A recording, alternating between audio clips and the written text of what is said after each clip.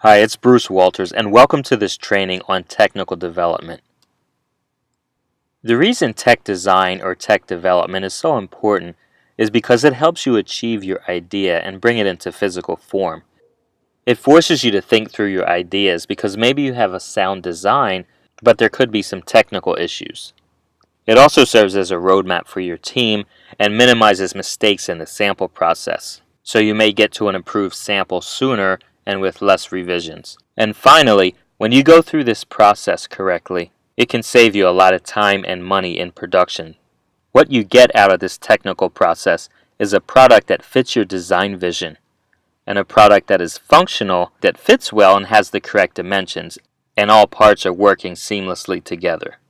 And at the end of this process, you get your samples in hand, ready for sales, PR, testing, or whatever your next step is. In this training, you will learn tech talk, pattern preparation, sewing solution, fit finesse, and mission management. Tech talk, which is the language of tech design. Pattern preparation, how to translate your design into technical language so that the pattern maker can do their job. And sewing solution, understanding the process from pattern to cut and sew. And then we go into fit finesse, which is after you receive the sample, going through the process of fitting and revising it until it's approved. And then mission management. How do we keep track of all the steps and make sure that we're on time? This training starts off by defining what actually tech design is, and we'll list in as much detail as possible everything associated with the garment on our style sheet. We'll look at specs or measurements and determine what size we need to make our samples in order to achieve our goals, and we'll show you how to establish the right body measurements to start with and how that relates to the garment measurements or garment specs. And then we get into the actual pattern. We'll talk about first patterns versus production patterns and what's important to know about the first patterns. And we'll also show you supporting documents that go along with your pattern. Documents such as a pattern card or cutter's must, which is very important so that the cutter and the sewers understand how to do their job best. Also, for costing purposes and ordering of the fabric and trims, it's important to do the yield so that you know the quantity of fabric and trims associated with each garment. Some garments have what we call send-outs. Send-outs are usually processes that are not done with your sample sewer or your sewing contractor and have to be sent out to an outside company. Things like spaghetti straps or certain types of buttons and buttonholes, dyeing and washing and printing and embroidery are examples of send-outs. Once we have all that in place, now we're ready for cut and sew. And we'll cover the process of cutting. We'll show you the differences between sample sewing versus production sewing, and then we'll look at some of the equipment and machinery that's needed to cut and sew. And then we'll talk about sewing instructions and certain terminology that is very helpful to understand when you're communicating with tech designers, pattern makers, and sample sewers.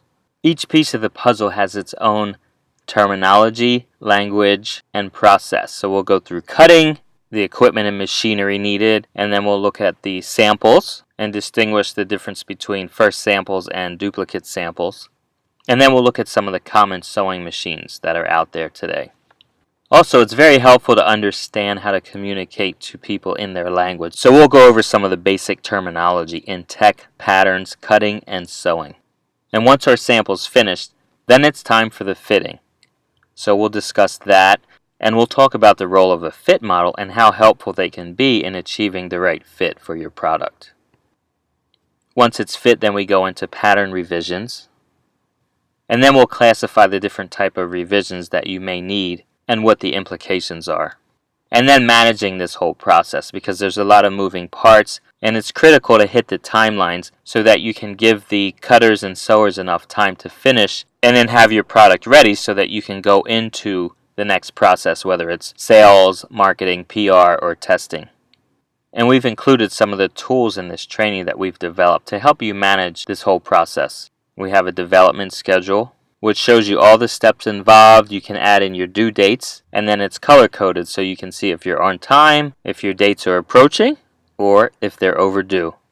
And we also call out the important inventory items, such as how to keep track of your new designs, how to track and classify your fabric and trims, and to make sure that you know what you're receiving and what you're sending out to people. In summary, tech design or tech development is imperative to achieve your vision because it serves as a roadmap for both you and for your team. It minimizes mistakes and saves money. And remember, this is a process that needs to be managed properly. When you do this right, the result is that you get your samples in hand the way that you want them, and they're ready for sales, PR, testing, or whatever your next step is.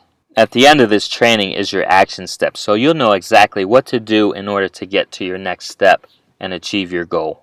I really hope you've enjoyed this overview and it's been very informative for you, and I really look forward to seeing you in the training.